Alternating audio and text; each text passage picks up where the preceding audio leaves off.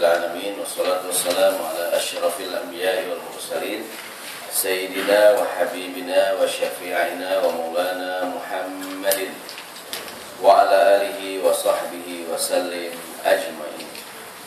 Qala Allah Ta'ala fil Qur'anil Karim, a'udzu billahi minasyaitonir rajim, bismillahirrahmanirrahim. Subhanaka la ilma lana illa ma 'allamtana innaka antal alimul hakim. Shadaqallahul azim. Yang saya hormati dan yang saya muliakan hadirin sekalian, Bapak-bapak, ibu-ibu jamaah salat zuhur yang dirahmati Allah Subhanahu wa taala. Alhamdulillah dalam kesempatan siang hari ini, sekali lagi kalau tidak salah hari ini 70 hari menjelang Ramadan. Insya Allah kalau nggak salah itu, karena ini sudah di akhir-akhir bulan Jumadil Akhir, dikit lagi bulan Rajab, habis itu Sya'ban dan kemudian Ramadan. Semoga kita semua panjang umur, sehat walafiat, bisa beribadah sebanyak-banyaknya di bulan Ramadan. Karena yang namanya ajal orang ada yang tahu kan. Kemarin kita mendengar berita musibah ya, Ustaz Jeffrey yang juga banyak mengajarkan ilmu kepada kita. Tidak disangka tiba-tiba ajalnya sampai pas genap di usia beliau 40 tahun. Mudah-mudahan sekali lagi kita semua menjaga kesehatan dan lain sebagainya, sehingga sekali lagi bisa menemui Ramadan dalam keadaan sehat walafiat. Hari ini adalah Selasa kelima di bulan April. Sebagaimana biasa saya menyampaikan di Selasa pertama tentang kajian sirah. Jadi hari ini bonus deh. Jadi sirah Selasa depan insya Allah. Hari ini judulnya jangan curang. Dong, ada dong ya. Jangan curang dong. Kenapa jangan curang hadirin rahimakumullah? Sekarang banyak kita jumpai fenomena orang yang curang. Pandai menuntut hak namun tidak pandai melaksanakan kewajiban. Banyak istri yang mengadu perihal suaminya yang curang. Suaminya selalu menuntut hak, namun kalau kewajiban suka lalai. Banyak penguasa yang selalu menuntut hak dari rakyatnya. Kita disuruh begini, disuruh begitu dan sebagainya, namun hak-hak kita sebagai rakyat terabaikan. Ada juga mungkin ya, tentunya hubungan ya, antara karyawan dengan perusahaan juga hubungan yang seharusnya tidak boleh curang. Kedua belah pihak harus melaksanakan kewajibannya, sehingga kedua belah pihak nanti berhak mendapatkan haknya masing-masing. Perusahaan harus melaksanakan kewajiban, karyawan juga melaksanakan kewajiban, dan dua-duanya harus mendapatkan haknya masing-masing. Kebetulan besok tanggal 1 Mei yang katanya ada Hari Buruh Sedunia, siap-siap macet besok insya Allah. Mudah-mudahan sehingga mudah-mudahan. Hadirin rahimakumullah, pada siang hari ini bermula ketika Rasulullah SAW beliau hijrah ke kota Madinah. Begitu beliau datang ke kota Madinah, ada seorang yuqalu lahu Abu Juhainah. Ada seorang laki-laki yang bernama Abu Juhainah. Oh, di sini tidak saya muat ceritanya di fotokopian, saya ceritain aja. Rasulullah datang ke kota Madinah, ada seorang yang bernama Abu Juhainah. Abu Juhainah ini lahu mikyalani, dia punya 2 timbangan. Dia ini menjual dengan sebuah timbangan, dengan 1 timbangan, dan giliran membeli dengan timbangan yang lain. Kalau beli dari orang maunya timbangannya penuh, harganya murah, diskon, kalau bisa gratis. Tapi kalau giliran dia nimbang buat orang lain, dia ngejual dengan harga yang setinggi-tingginya, bahkan timbangannya dikurangin. Kalau giliran nimbang buat orang dikurangin, kalau giliran yang beli dari orang maunya dipenuhi. Siapakah dia? Abu Juhainah, tinggal di kota Madinah. Dia berbisnis dengan cara yang curang, ingin mencari keuntungan sendiri. Fanazalallahu hadhil ayat, kemudian Allah SWT menurunkan ayat ini. Dalam Al-Quran ada surat namanya surat Al-Mutaffifin. Kalimat mutaffifin artinya orang-orang yang curang. Allah berfirman, Bismillahirrahmanirrahim, wailul lil mutaffifin alladzina idza talu 'alan nasi yastawfun wa idza kaluhum aw wazanuhum yukhsirun. Allah berfirman, wailul lil mutaffifin, celaka besarlah, kecelakaan besarlah buat orang-orang yang curang. Buat al-mutaffifin, orang-orang yang curang. Apakah ciri mereka? Alladzina idza talu 'alan nasi yastawfun. Apabila mereka menerima takaran dari orang lain, maunya dipenuhi, selalu meminta haknya diterima dengan sempurna. Tapi wa idza kaluhum aw wazanuhum yukhsirun. Giliran dia menimbang, apabila mereka menakar atau menimbang untuk orang lain, yukhsirun, mereka mengurangi. Dan ini hadirin rahimakumullah, seorang ulama Syekh Abdullah bin Utsaimin rahimahullah, dia memberikan keterangan tentang ayat ini bahwa ketika Allah Subhanahu wa taala menjelaskan surat Al-Mutaffifin, ciri orang yang curang, di antara cirinya kalau nimbang buat orang dikurangin, kalau buat dia dipenuhin. Kata beliau, ini adalah permisalan, maksudnya berlaku buat semua sikap yang curang. Pokoknya siapa saja yang hanya menuntut hak namun kemudian tidak pandai melaksanakan kewajiban, dakhilun fi hadhil ayat, masuklah dia dalam ayat ini, wailun lil mutaffifin.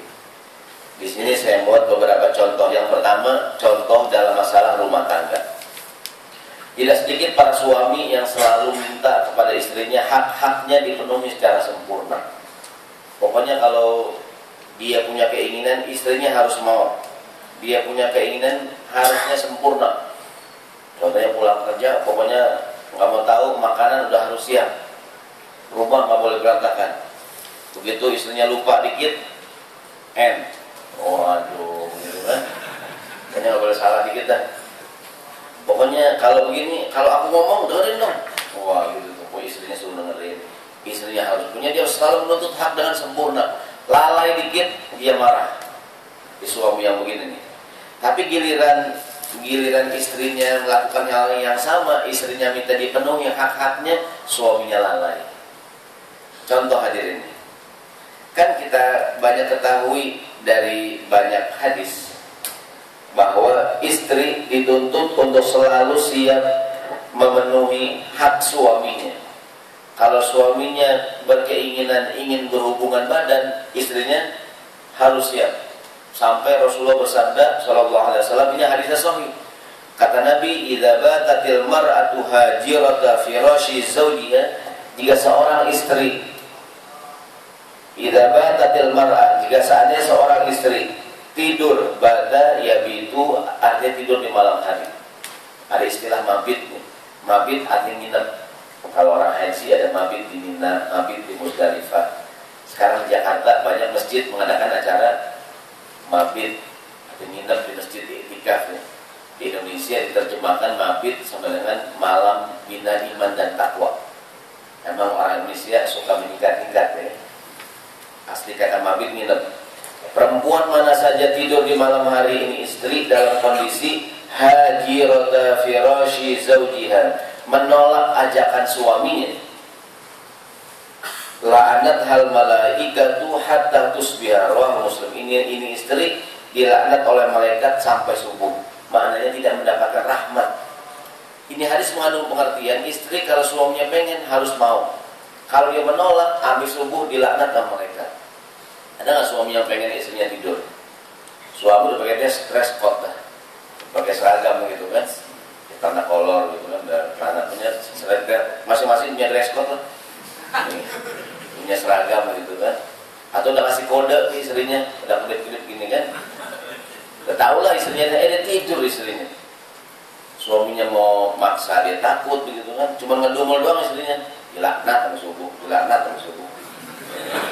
Dari kalau dilaknat sama subuh, yang bodo amat gue sih, pokoknya dilaknat sama subuh. Terus suami manyun sama subuh gitu kan, kenapa bang? Bodoh dilaknat sama subuh.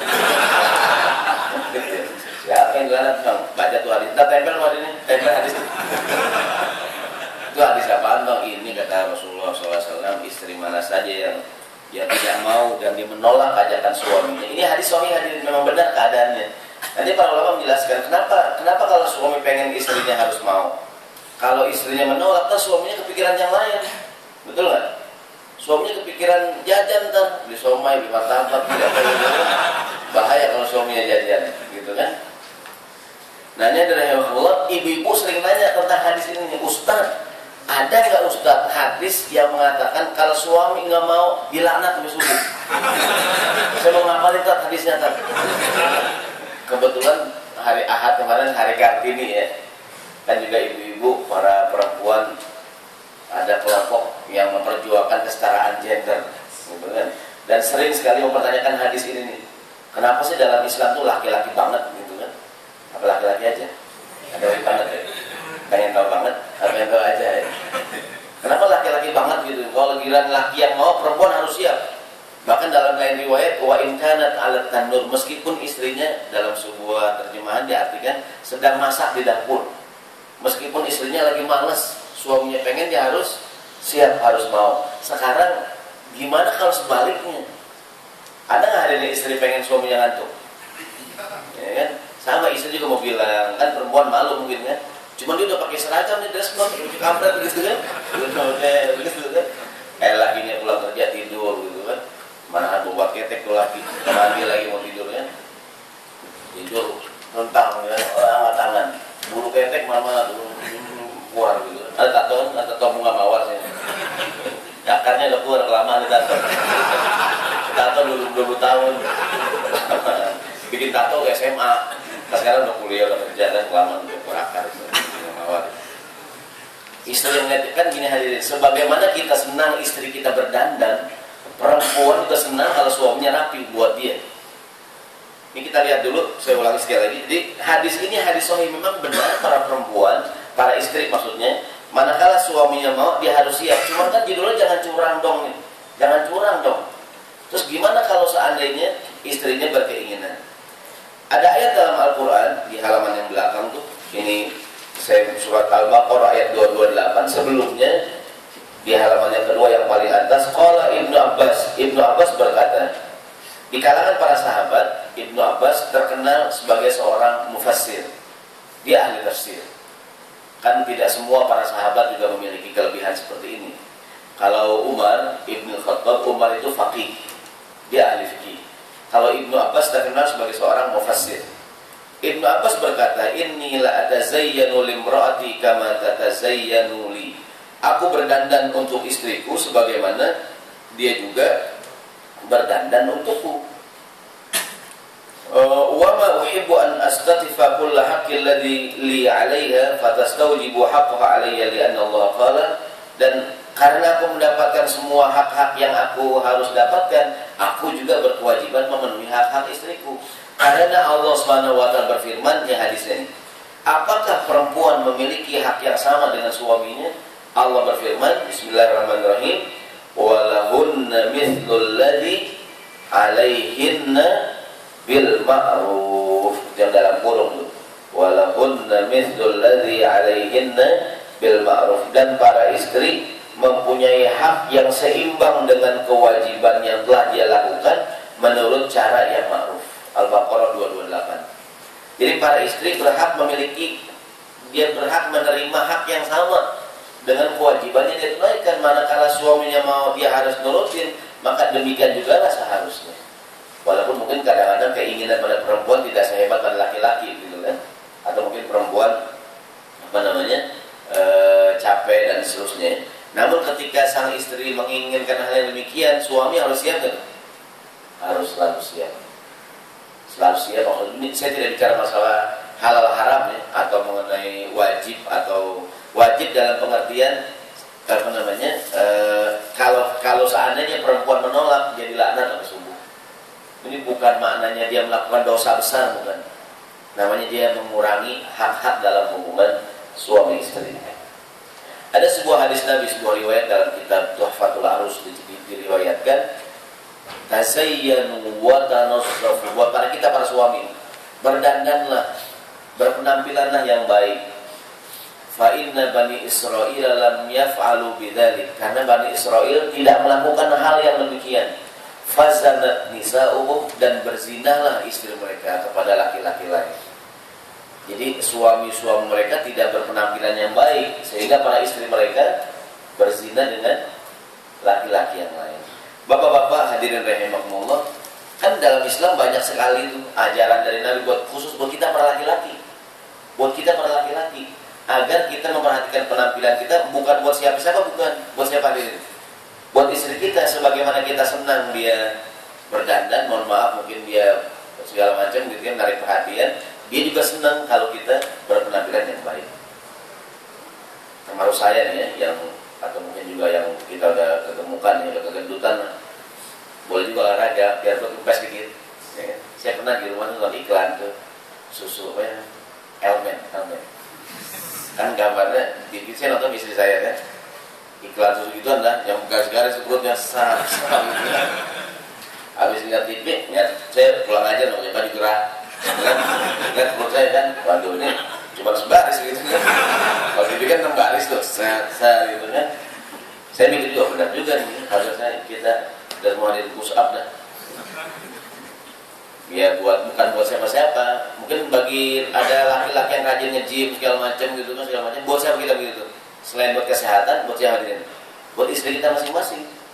Sebab jangan sampai para istri berdandan buat orang lain, dia berdandan buat suaminya. Kan tidak sedikit para istri berdandan buat orang lain. Yang sering kita ceritakan, kalau mau kerja, mau kondangan, mau pergi cakep banget, giliran di rumah hancur banget begitu kan. Kalau mau kondangan rapi tuh, minyak wangi istri kita kan. Mungkin kita naik motor atau mobil gitu kan, ya Allah istri saya cakep banget, dan pulang kondangan mantap ya. Di pulang-pulangan ganti seragam deh, lemes lagi kita deh. Balik lagi gitu kan. Tidur kita mau cium keningnya, ada poninya, kita angkatnya, koyo gitu. Tadi kondangan cakep banget kondangan, masuk angin bang, masuk angin bang, garis-garis belakang gitu kan, seterokin, bau banget balkirik. Maksudnya hadirin, sebagaimana kita kan coba bayangkan kita semua tidur bersama istri kita wangi, harum, seneng gak suami? Seneng sama gitu juga. Kan ada riwayat Ibnu Mas'ud meriwayatkan, amarana Rasulullah SAW bil ithmidil murawwahi indan naum. Rasulullah menyuruh kami untuk memakai minyak wangi ketika akan tidur. Sama siapa tidur? Sama istrinya. Ya, disuruh pakai minyak wangi sama Nabi SAW. Jadi menurut saya, kita berpenampilan baik, khamsun minal fitrah, 5 perkara yang merupakan fitrah. Dalam riwayat lain 7 perkara. Di antaranya adalah al-khitan, as-siwak, bersiwak. Bersiwak sebuah kesunahan. Aisyah pernah ditanya, bi ayyi syai'in bada'a Rasulullah sallallahu alaihi wasallam, dengan apa Rasulullah SAW memulai ketika beliau sampai di rumah? Nabi pergi. Aisyah ditanya, su'ilat Aisyah, apa yang pertama kali Nabi lakukan begitu sampai di rumah? Qalat, Aisyah menjawab, bis-siwak, Rasulullah bersiwak. Yang mensyarah hadis ini, saya baca syarahnya itu, la'alla Nabi, mungkin Nabi sampai ke rumahnya dengan cara bersiwak, beliau ingin menyambut istrinya, mohon maaf, dengan cara mencium istrinya.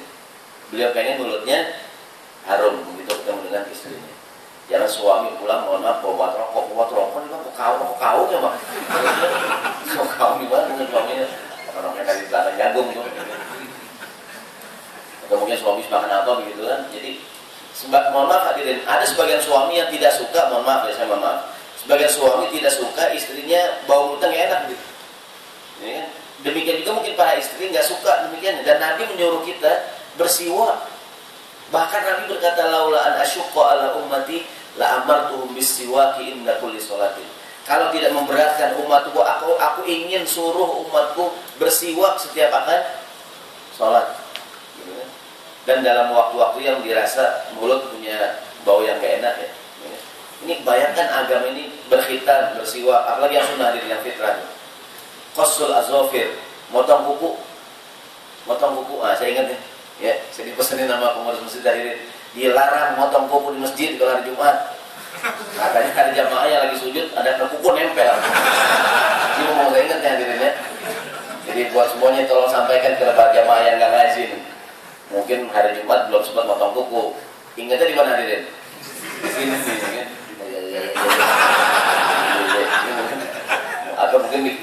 gantungan kuncinya ada. Saya amanah, saya udah berkali-kali saya lupa nih mana Pak siapa ya? Ada apa? Pak Tisno ya. Jadi salam Mas Ustaz tolong bilangin jamaah ya. Jangan suka kumpul di masjid, kasihan jamaah yang lain. Mending kalau kuku tangan, kuku jempol. Kalau gede banget kuku jempol. Ya kan? Ini kuku giant nih kuku ya kan. Ini mohon maaf, kadang-kadang orang juga mohon maaf, orang mungkin jadi nggak suka begitu kan. Maka kita menjaga kebersihan, masih kita sama-sama. Yang mau istirahat boleh, kalau motong kuku ya kalaupun motong dikumpulin ya kan dibuang. Atau itu biar nggak kemana-mana, makan sendiri deh. Jadi sunnah Nabi motong kuku. Bukankah hari Jumat disunahkan motong kuku? Kita tanya buat siapa hadirin, niatin buat istri kita. Jadi dia melihat. Bahkan sunnah kalau berwudu ngapain? Bersihin kotoran di bawah kuku ya. Jadi kalau berwudu kan sunnahnya ada namanya tasbik nih tasbik. Kalau kita berwudu, tangan kanan masukin ke jari kiri, tangan kiri masukin ke jari kanan. Ini sunnah namanya tasbik. Ini tasbik ya. Jadi begini nih tasbik. Termasuk juga membersihkan kotoran di bawah kuku ya. Alangkah lebih baik kalau kuku kita dipotong. Ada sebagian orang mau saya mohon maaf ya. Ada yang kuku kelingkingnya agak panjang tuh. Buat apa hadirin tuh? Saya nggak tahu dah. Buat ini kali. Buat ini kali. Habis begini, ada nyangkut. Makan daging. Ya. Saya nggak ngerti. Saya mudah-mudahan sih ya potong aja dah. Kalau emang ini pakai bersih telinga ada alatnya ya. Bersihin mulut juga ada alatnya kan. Mungkin sih multifungsi tuh ya. Atau buka obeng ya. Nggak tahu sih. Banyak potong aja dah. Karena gini, Nabi bilang itu fitrah tuh, sunnah termasuk bersiwak, berkhitan, qasul azwafir, motong kuku, mohon maaf, natful ibti. Kita lakukan sesuai dengan bunyi teksnya. Natful ibti artinya mencabut bulu ketiak. Kalau teksnya bukan dicukur tuh. Saya nggak tahu rahasianya apaan tuh. Mencabut ya, dicabut gitu kan. Sakit Ustaz, mungkin lama-lama nggak kali. Ya pertama doang, tapi lama-lama udah enggak ya. Setelah 3 tahun mungkin nggak insya Allah. Kayaknya dicabut. Mohon maaf jangan sampai ya mohon maaf ya, mungkin terutama dengan istri yang dia mau tidur kan ini kontrol banget gitu ya. Apa tuh natful ibti yang keempat. Yang kelima mohon maaf al-istihdad atau halqul ana, mencukur bulu kemaluan. Itu sunnah juga dalam Islam. Mohon maaf, apa yang begitu-begitu Nabi ajarin gitu ya. Emang buat siapa hadir? Buat pasangannya masing-masing. Dan ini bagian daripada Nabi jangan curang dong. Kita pengen istri kita perempuan berjuang sampai nyabutin bulu kakinya ya. Pakai koyo tuh kan. Merah-merah tuh kan. Koyo tuh apa? Salon tuh kan. Masa kita suami giliran kondangan istri cakep banget kayak namanya Cinderella dekayangan gitu kan. Lakinya rebek banget. Kata istri bang jauh lagi bang.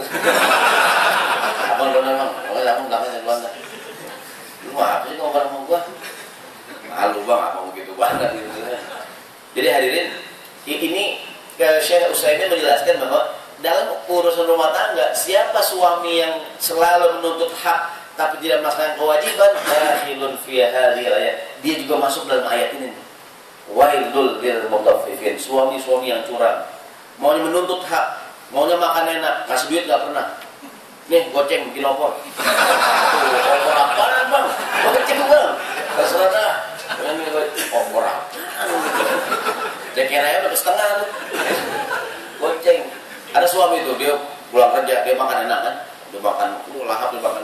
Selesai makan, dia nyari duitnya duitnya nggak ada gocap gitu kan. Neng, duit apa neng gocap neng? Nah itu apa yang makan? Nah itu apa yang makan? Ini bener juga ya. Maksudnya yang ya jangan pelit-pelit banget. Kita pengen makan enak, mungkin pengen rumah tangga baik. Maksud saya kalau ngasih nafkah juga jangan pelit-pelit banget. Yang bos siapa tuh duit? Buat istri kita ya kan? Selama dia tidak berlebihan. Sebagaimana kita senang istri kita berpenampilan baik, dia juga pengen kita juga melakukan hal yang sama. Kita ingin kita ngomong didengerin, dia juga pengen kalau dia ngomong didengerin. Sekali dalam rangka hari Kartini nih, walaupun udah lewatnya, ibu kita Syahrini sekarang 2013. Anak muda tuh ibu kita Syahrini. Kalau Kartini kan habis gelap terbitlah terang. Kalau Syahrini habis gelap terbitlah sesuatu. Barang itu. Sambung hadirin gitu, konsol deh. Karena kemarin tuh banyak biasalah kalau hari Kartini perempuan seolah-olah agama ini perempuan pengen, kita bilang jangan salah, Islam memberikan hak yang sama buat perempuan. Ayat yang tadi itu walahunna mithlul ladzi 'alaihinna bil ma'ruf. istri punya hak yang sama, seimbang dengan kewajiban yang dia tunaikan dengan cara yang baik. Namun di ayat lain ada ayat, maaf, di ayat ini juga, walahunna, silakan buka Al-Quran lengkap ayat itu, walahunna mithlul ladzi alaihinna bil ma'ruf, perempuan punya hak yang sama sesuai dengan kewajibannya dan cara baik. Sambungannya itu walir rijali alaihinna darajah, tapi laki-laki punya hak yang setingkat lebih tinggi satu derajat. Allah tidak bilang darajat, Allah cuma bilang darajah, satu derajat. Kan ada ayat yarfa'illahu alladhina amanu minkum walladhina utul ilma darajat, gitu kan. Allah mengangkat orang yang beriman dan berilmu beberapa derajat, darajat, beberapa derajat. Tapi di ayat yang tadi itu walir rijali alaihinna darajat, dan laki-laki suami punya hak yang setingkat lebih tinggi dibandingkan istrinya. Entar di tafsirnya, apakah hak yang lebih tinggi itu karena suami ngasih nafkah sama istrinya? Dia punya hak yang lebih, enggak tingkatnya enggak banyak hadirin. Bukannya darajat, tapi cuman darajat, satu tingkat, satu level. Artinya meskipun perempuan dengan suami istri sama haknya, laki-laki tinggian dikit. Apa alasannya? Dia menafkahi keluarganya. Ada ayat ar-rijalu qawwamuna 'alan nisa bima faddalallahu min amwalihim bima faddalallahu wa bima anfaqu min amwalihim. Perempuan laki-laki jadi pemimpin di rumah tangga karena kelebihan yang dimiliki dan karena dia yang memberikan nafkah dari harta yang dia punya. Kita kembali, jadi kesimpulan yang pertama, contoh yang pertama hadirin, jangan sampai kita para suami tergolong wailun lil mutaffifin, suami-suami yang curang. Kita kapan aja mau pergi bisa, anak-anak istri kita yang megang, begitu kan ya? Kemana aja kita pergi, gitu kan ya? Istriku apa ada caranya? Ya. Namun tidak demikian dengan istri kadang-kadang. Mungkin istri kita pengen sekali-kali dia pengen pergi sendiri, nggak usah ngajak anaknya. Mungkin dia mau pergi, ya ada urusan, mungkin dia pengennya, namanya juga dia ingin, bang tolong dong bang, jagain anak bang, aku mau pergi sebentar nih, repot kalau bawa anak. Oke, ada suaminya, udah kamu silahkan pergi, aku jagain semuanya. Ada nggak suami gitu? Jarang-jarang, ada mudah-mudahan. Jangan sampai giliran istri yang mau pergi, oh bawa semuanya nah, ya kan? Aku malas ngurus anaknya, ya kan, bawa empat-empatnya nah. Biasanya pergi bawa empat, pegang sini, gendong di belakang gitu kan. Tapi kalau giliran suaminya pergi, dia bisa pergi kapan saja tanpa repot-repot bawa anak gitu. Walaupun tidak selalu demikian, kadang-kadang istri pengen dia pergi sendiri gitu kan, namanya juga manusia pengen refreshing gitu kan, dia pengen ke pasar kemana sama teman-temannya gitu kan, selama tidak berlebihan ya, dan kita memberikan hak yang sama buat dia. Sebagaimana kapan saja kita sebagai suami bisa pergi sendirian tanpa direpotkan anak kita, boleh juga sekali-kali demikian. Jangan sampai kita maunya enak sendiri, curang. Contoh yang kedua, hadirin rahimakumullah. Contoh pemimpin.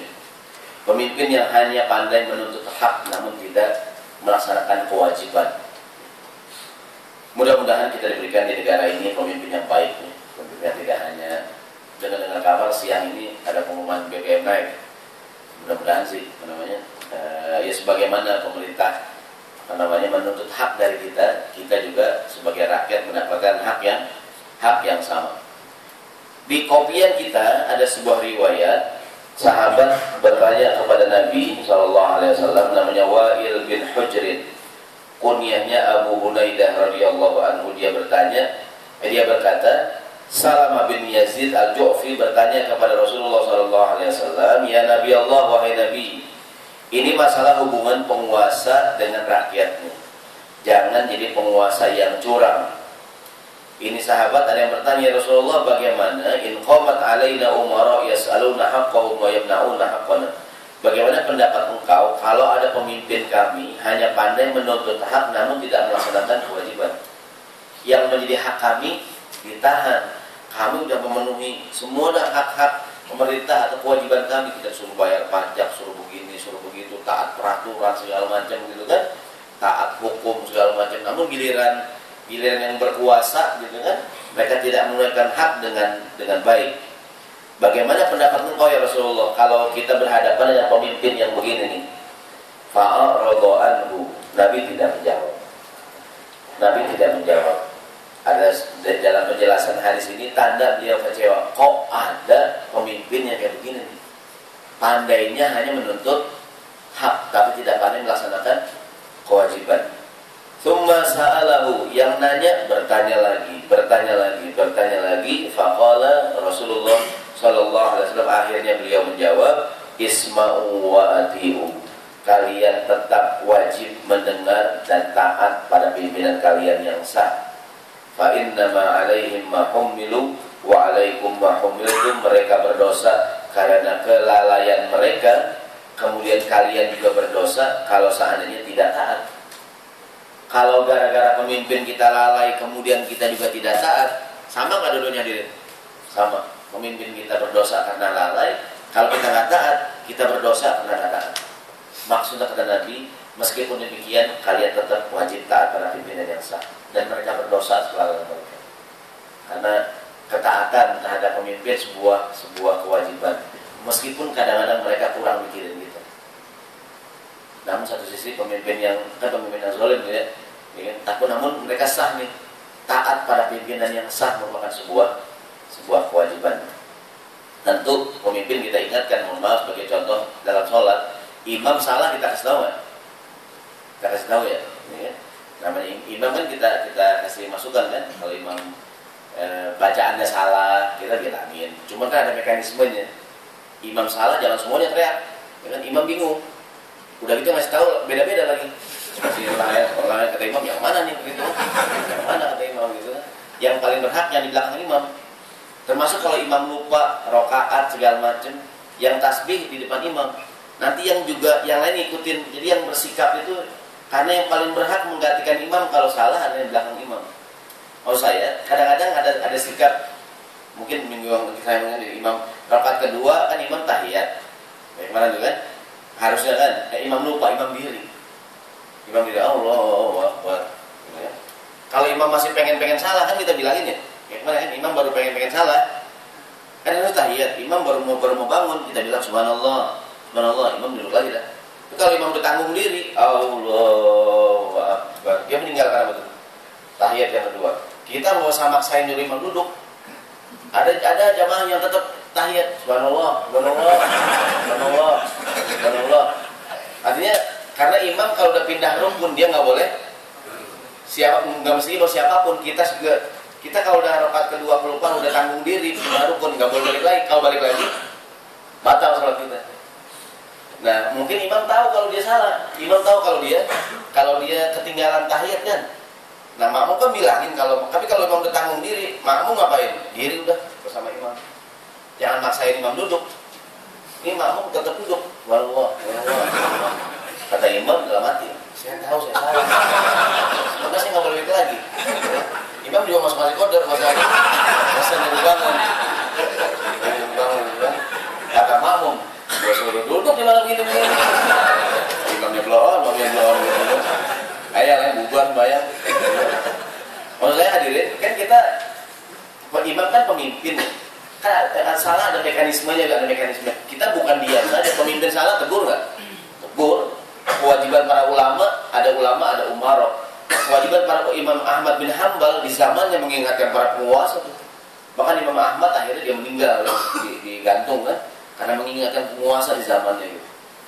Dan harusnya juga begitu dia kita mengingatkan tuh penguasa kita. Namun kalau dia penguasa yang sah gitu kan, wajib sesuai dengan hadis Nabi, tetap dengarkan dan taatilah pemimpin kamu. Mereka berdosa karena lalai, dan kamu juga kalau tidak taat menjadi berdosa. Jadi yang kedua ini, bahwa hubungan antara penguasa dengan rakyatnya, dua-duanya harus melaksanakan kewajiban, nanti dua-duanya mendapatkan hak dengan sempurna. Yang ketiga nih, hubungan antara perusahaan dengan karyawan. Kedua belah pihak jangan hanya bisa menuntut hak, tunaikanlah kewajiban, kemudian kita tuntut hak. Ini juga menurut kita himbau kepada teman-teman yang mungkin besok akan ada rame gitu teman-teman ya, ada hari buruh 1 Mei ya, bahwa mudah-mudahan mereka yang menuntut pada pemerintah memang telah melaksanakan haknya dengan baik. Kemudian ada hak yang belum ditunaikan, telah melaksanakan kewajiban dengan baik. Kemudian merasa ada hak yang belum dipenuhi, ya kan? Kemudian dia menuntut haknya dengan cara-cara yang baik. Namun kalau seandainya haknya belum ditunaikan, jangan kita hanya pandai melaksanakan menuntut hak namun tidak melaksanakan kewajiban. Saya mengimbau saya dan kita semuanya, mungkin pernah saya sampaikan, hadirlah di tempat kerja kita tepat waktu agar gaji yang kita dapatkan menjadi halal. Hadirlah di tempat kerja kita tepat waktu agar gaji kita menjadi halal. Karena ya kita mendapatkan hak dan wajib menunaikan kewajiban, gitu kan? Sama kita pun mungkin meng-hire orang segala macam. Kita udah kasih dia fasilitas segala macam begini begitu kan, ternyata dia gitu kan tidak sesuai dengan hak yang sudah kita berikan gitu. Dia menunaikan kewajiban dia, ini juga curang gitu kan. Satu sisi orang sudah memberikan beragam fasilitas, sisi yang lain pihak yang kedua tidak melaksanakan kewajiban yang baik. Masuklah dia dalam ayat wailul lil mutaffifin. Silakanlah orang yang curang.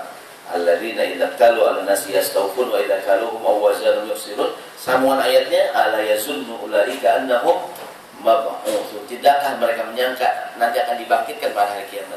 Yauma yaqumun nasu lirabbil yaumul azim, pada hari yang sangat agung. Yauma yaqumun nasu lirabbil alamin, pada hari di mana orang berhadapan dengan Allah Subhanahu wa taala. Ini hadis yang terakhir, ada hadis Nabi, saya baca singkatnya. Kata Rasulullah SAW, Inna Allah harrama alaikum uququl ummahat. Allah melarang kita durhaka kepada ibu. Wa man'an wahad. Dan Allah melarang kita man'an wahad. Kalimat man'an wahad artinya man'an maknahu mana'a ma wajaba alaihi. Man'an menahan yang menjadi kewajiban dia. Kalimat had artinya meminta yang bukan hak dia. Sesuai dengan judul kita, hanya meminta hak namun tidak melaksanakan kewajiban. Tidak boleh. Wa wa'dul banat, dan dilarang menguburkan anak perempuan hidup-hidup. Ini hadirin rahimakumullah, banyak sekarang ini ada suami istri, kenapa dia bubar di pengadilan berakhir gitu kan? Karena kedua belah pihak, mungkin istri merasa tidak mendapatkan hak yang baik, atau sebuah perusahaan hubungan atau rakyat dengan pimpinan. Maka siang ini kita sampaikan, mudah-mudahan kita semua termasuk orang yang tidak melakukan perbuatan yang curang. Kita memenuhi orang yang menjadi pihak kedua yang berhubungan dengan kita dengan sebaik-baiknya. Mungkin dia istri kita, punya perusahaan kita, mungkin dia pemimpin kita.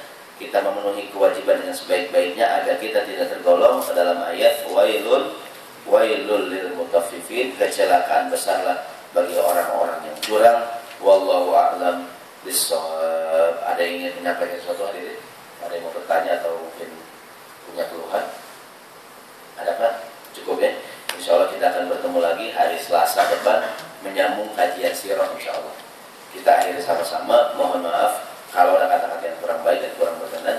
Sebagai kesimpulan sekali saya ingin tekankan, ntar pulang ke rumah masing-masing dandan dah, dan nggak wangi gitu. Tuh ben Mas, lagi sadar nih. Kakak di rumah bukan buat siapa-siapa hadirin, buat isi kita masing-masing.